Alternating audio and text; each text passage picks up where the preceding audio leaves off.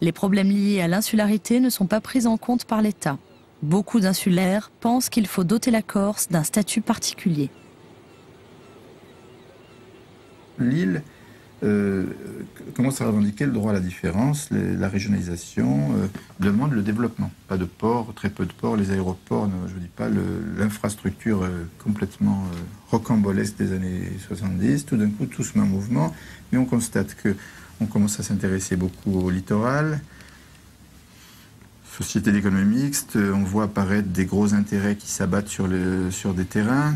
À l'époque, qu'est-ce qui intéressait vraiment le monde extérieur? C'était les plages, c'était déjà l'apparition des promoteurs. On commence à sentir le souffle cette espèce de libidinosité intellectuelle et immobilière qui commençait à tourner autour de la Corse. Alors on s'organise et se mettent en mouvement justement des organismes régionalistes qui posent le problème. C'est le même moment, il se passe la même chose en Occitanie, un peu partout au plan national. On est dans le vent de l'histoire, je dirais. Les régionalistes voient en effet la spéculation immobilière d'un très mauvais œil.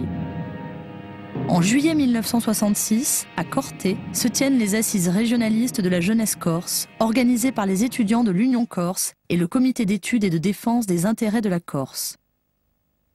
On y défend la notion de peuple corse et l'idée d'une région corse à part entière, l'île faisant alors partie de la région PACA. Le slogan « Vivre et travailler au pays » fait son apparition et malgré des divergences majeures, un mouvement politique émerge des assises, le Front régionaliste corse.